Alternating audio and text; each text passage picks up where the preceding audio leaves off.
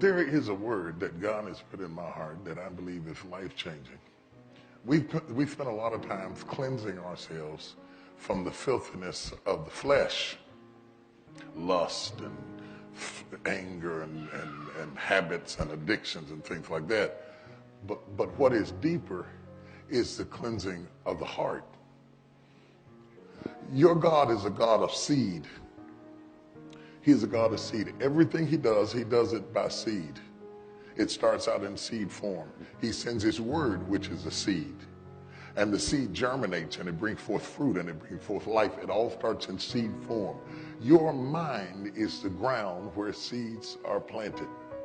And that's good when it's positive seeds, seeds of life and seeds of healing and seeds of restoration, seeds of deliverance. That's really cool.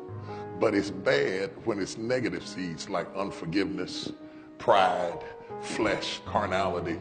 Those are negative things. For the last year, I've been studying and preparing and writing a book called Let It Go, which is built on the premise of forgiveness. Forgiveness. It's amazing to me how many of us as Christians never talk about forgiveness. I mean, isn't that the substratum of what our faith is all about? It's about forgiveness. Isn't that what Jesus died on the cross for forgiveness? Isn't that what we're here singing about and raising our hands about and clapping and skipping and falling out on the floor is about forgiveness? Everybody in this room has been forgiven. That's a victory right there. Everybody in this room has been forgiven. If you're a Christian, you've been forgiven. You're not here because you deserve it. You're not here because God owes you a favor. You've been forgiven.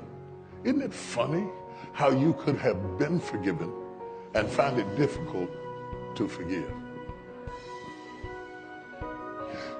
The challenge is God wants you to be a conduit through which his character flows through.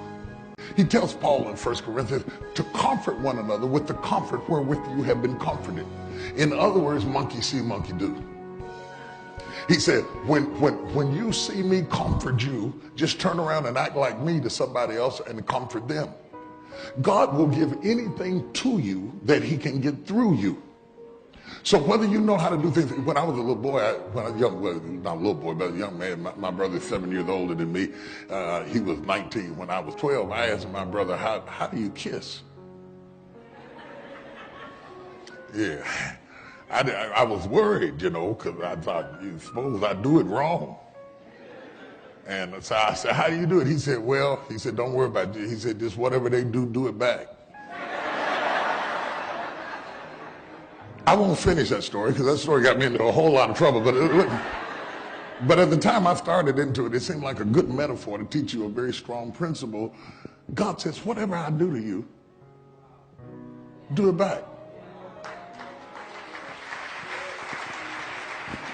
Even if you don't know how to do it, even if you're not familiar with it, imitate me. If I comfort you, you comfort them.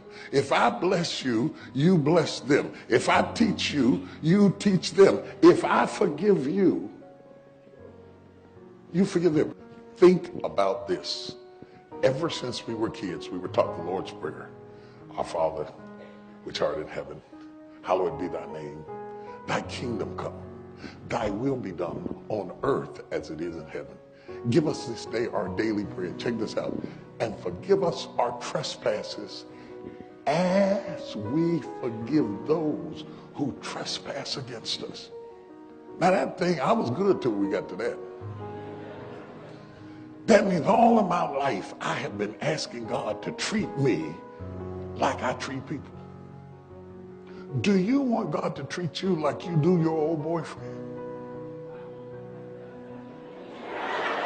Oh, y'all talking now. I see. Oh, yeah. You want God to treat you like you treat that person you work with or go to school with that gets on your nerves, your last nerves. You want God to treat you like you treat your father who didn't raise you, your mother who didn't love you, or that particular sister who is always comparing herself to you. You want God to forgive you like you forgive her.